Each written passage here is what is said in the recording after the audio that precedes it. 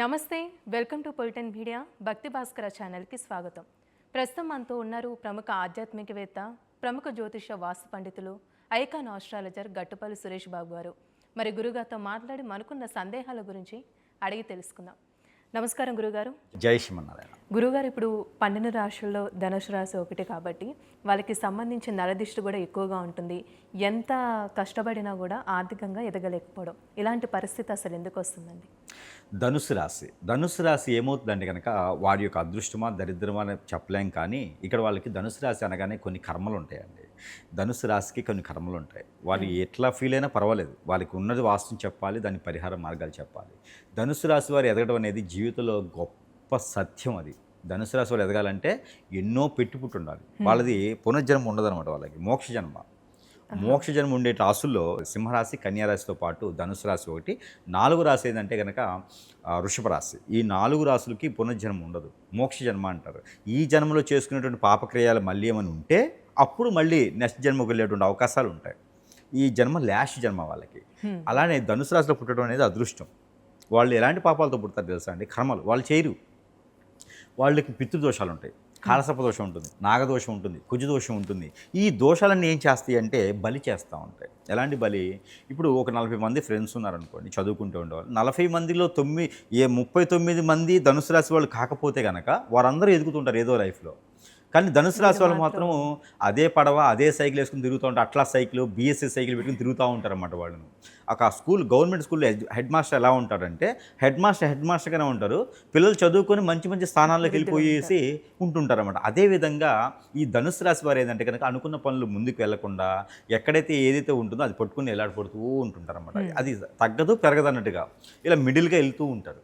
అలాంటి ధనుసు రాశి వాళ్ళు ఎందుకు ఇలా చేస్తూ ఉంటారంటే కనుక వారికి ఉన్నటువంటి కర్మలు, వాళ్ళ పూర్వీకులు కానీ వారి వంశస్థులు కానీ ఏదైనా చెట్లు నరకటం కానీ, వేప చెట్లు లాంటి నరకటం కానీ, రావి చెట్లు లాంటి నరకటం కానీ, ఇంటికి అడ్డమైంది అని చెప్పేసి అని ఏ టైం పడితే ఆ టైము, ఏ సమయం పడితే ఆ సమయము, ఏ చెట్టు పడితే ఆ చెట్టు నరికేయడం లాంటివి చాలా కర్మలు వాళ్ళకి. రెండోది పుట్టలు తోవటం కానీ, పాములు చంపడం కానీ, పాములు పెంచి పోషించి వదిలేయటం కానీ, విగ్రహాలు ఎక్కడైనా ప్రతిష్ఠించి వాళ్ళకి ఆలనా పాలన చూడకపోవడం కానీ, మొక్కుబడులు ఏమైనా తీయకుండా పెద్దవాళ్ళు ఏదైనా కాలం చేస్తే కానీ, ఎవరికైనా అప్పు ఇచ్చడం కానీ, ఆడపిల్లని నేర్పించడం కానీ, ఇలాంటి ఏమైనా ఉంటే కనుక ఇవన్నీ దోషాలు ఎవరికి వస్తాయి అంటే ధనుసు రాశి వారికి వస్తాయి. ఈ ధనుసు రాశి వాళ్ళకి ఈ దోషాలు రావడంతో వారు చేసేటువంటి పని ముందుకెళ్ళదు. ఆర్థికపరమైన ఇబ్బందులు. ఈ మాసంలో ఒక 2,000 రూపాయలు ఎక్స్ట్రా వచ్చినాయి అంటే 4,000 రూపాయల పని దొరుకుతుంది. 4,000 రూపాయలు పోయేటువంటిది స్థితిగతులు ఉంటాయి అన్నమాట.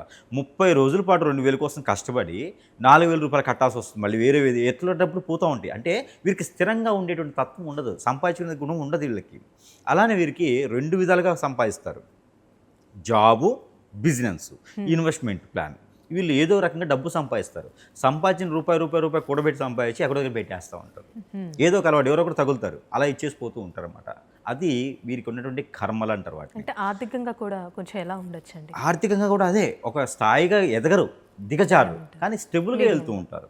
ఎక్కువగా వీళ్ళు మార్కెటింగ్ రంగాలు, బ్యాంకింగ్ సెక్టార్స్, ఏదైనా సాఫ్ట్వేర్ కంపెనీస్లో కోడింగ్ లాంటివి, స్టాటిస్టిక్స్ లాంటివి, అలానే వీరు హెచ్ఆర్స్ లాంటివి కూడా ఎక్కువగా గూఢాచారులు అన్నమాట. వీరందరూ కూడా ధనుసు రాశి అంటే గూఢాచారులు. వీరు ఎక్కువగా లేనిది సృష్టించేది, లేకపోతే ఉన్నది నక్షత్రాలు లెక్కేస్తారు వీళ్ళు. మీరు ఎవరో కాదు నక్షత్రాలు లెక్కేయడం, ధనుసు రాశి వాళ్ళు లెక్కేసి చెప్తారు. అంత ఓపిక ఉంటుంది వాళ్ళకి.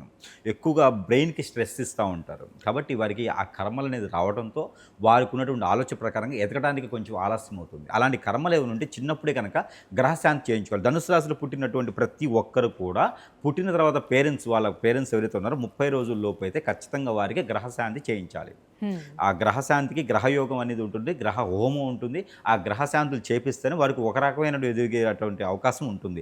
అలానే ఈ ధనుసు రాశిలో పుట్టిన వారికి పూర్వీకుల శాపం, పూర్వీకుల దోషం, నాగదోషం, కుజదోషం లాంటివి ఉంటాయి. అవి కూడా పోయేందుకు గ్రహశాంతులు, గ్రహ సోంపులు, అలానే శాంతి హోమాలు, శాంతి పూజలు చేయించుకోవాలి. అప్పుడే వీరికి కొంచెం బలరిష్ట రోగాలు లేకుండా ఉంటాయి. లేకపోతే వీరికి బలరిష్ట రోగాలు ఉంటాయి. ఇంకోటి వీరి దరిద్రానికి ఏంటంటే లవ్. వీరి లవ్ ఏంటంటే మనసు, మైండ్ స్థిరమైపోయి ఉండదు అనమాట. మొత్తం వారి మీదకి వెళ్ళిపోతుంది. ఎవరైతే ప్రేమిస్తారో వాళ్ళ వైపు వెళ్ళిపోతుంది. వాళ్ళ వైపు వెళ్తుందో వాళ్ళు ఏదైనా మోసం చేస్తే మాత్రం మళ్ళీ వీళ్ళు తట్టుకోలేరు. వీరికి స్ట్రెస్, ఓపిక తక్కువ ఉంటుంది. కొంటె ఊపిరి అంటారు వీరికి, కొన ఊపిరి అంటారు. అలాంటి కొన ఊపిరి ఉంటుంది అనమాట వీరికి. ఎప్పుడు కూడా ఊగిలాడుతూ ఉంటుంది. ఎక్కువగా వీరు బలంగా కూడా ఉండరు. వెనక నుండి ఏదైనా చేస్తారు కానీ ముందు రాలేరు వీళ్ళు. కాబట్టి అలాంటి వారికి ఏంటంటే చాలా ఆలోచించి ముందడుగు వేసుకోవాలి. ఎలాంటి యాక్టివిటీస్ పెట్టుకోకూడదు వీరు. ఎక్కువగా ఏది బాధ్యత తీసుకోకూడదు, ఏది బరువు పెట్టుకోకూడదు. ఉంటే చేసుకోవాలి, లేకుంటే లేదు. మాట వివాహ ఇచ్చేసి బంధం మళ్ళీ కూడా ఎలా ఉండొచ్చండి సంతానం పరంగా? ఇలా వివాహ ఇబ్బంది బంధం. పడేటువంటి అవకాశాలు ఎక్కువ ఉంటాయి. అలానే వీరికి వివాహం వచ్చేటప్పటికి లవ్ ఉంటుంది వీరికి. ఆ లవ్ మ్యారేజ్ బలవంతంగానో, బంధపడో, బాధపడో, ఒప్పించో, నొప్పించో చేసుకుంటూ ఉంటారు. అటువైపున, ఇటువైపున ఇద్దరి వైపున వీరికి ఏది కూడా అండ ఉండదు. దానివల్ల వీరు ఇబ్బంది పడతా ఉంటారు. వీరి సంపాదనే తక్కువగా ఉంటుంది. ఇక పెళ్లి చేసుకున్నానికి లవ్ మ్యారేజ్ ఇంకా కొంచెం ఇబ్బంది పడేటువంటి అవకాశం ఉంది. ఆ లవ్ మ్యారేజ్ చేసుకుంటే వీరికి 3 నాలుగు ముచ్చటేలాగా కనిపిస్తూ ఉంటుంది. 90% లవ్ మ్యారేజ్ వీరికి సెట్ అవ్వదు. ఆ 10% మాత్రం తుమ్మితేవుడు ముక్కులా ఉంటుంది. మనం అదే. కొట్లాడినా, కోప్పడ్డా తుమ్మితేవుడి ముక్కే. ఎప్పుడు విడిపోతారో తెలీదు. అలాంటి లవ్ మ్యారేజ్ వీరికి సక్సెస్ అవ్వదు. లవ్ చేయకపోవడమే మంచిది వీరికి. హ్మ్. అలానే ఏదైనా అరేంజ్ మ్యారేజ్ చేసుకోవాలనుకుంటే కనుక ఖచ్చితంగా వీరికి గురుబలం ఉండాలి, శుక్రబలం ఉండాలి. అలాంటి వాటిలో ధనుసు రాశి వారికి ఇటీవల కాలంలో ఒక గురువు మారుతున్నాడు మనకి. ఈ జూన్ 2వ తారీఖున 2026 సంవత్సరంలో గురువు మిథున రాశి నుంచి కర్కాటక రాశికి వస్తున్నాడు. ఈ కర్కాటక రాశితో గురువుతో పాటు శుక్రుడు కూడా ఏర్పడుతున్నాడు. ఈ 2 యొక్క గ్రహాల యొక్క స్థితిగతుల వలన ఈ 2 గ్రహాల యొక్క ఏదైతే పవర్ ఎక్కువగా వారి మీద ఉంటుందో మంచి శుభదృష్టితో ఉంటాయి ఈ 2 గ్రహాలు కూడా. దానివల్ల వారికి కలత్ర దోషం కానీ, గురు దోషం కానీ, గురుచండాల యోగం కానీ ఉన్నప్పుడు, వారి మీద ఏదైనా పితృదోషాలు ఉన్నప్పుడు కొంతమేర ఉపశమనం లభ్యపడేసి కొత్తగా పెళ్లి చేసుకోవడానికి కానీ, పెళ్ళై విడిపోయినటువంటి భార్యాభర్తలు ఎదుటి వాళ్ళు ఎవరు ఉన్నారో వారందరూ కూడా మళ్ళీ కలిసేందుకు అదృష్టము, అవకాశం మరొకసారి వస్తుంది. కాబట్టి పెళ్ళైనటువంటి భార్యాభర్తలు ఎవరైతే ఉన్నారో వారు విడిపోయేసి విడాకుల వరకు వెళ్ళిన వాళ్ళు కూడా వీరెళ్ళి మళ్ళీ సముదాయించి మాట్లాడితే మరీ తెచ్చుకునేదానికి అవకాశాలు మెండుగా ఉన్నాయి.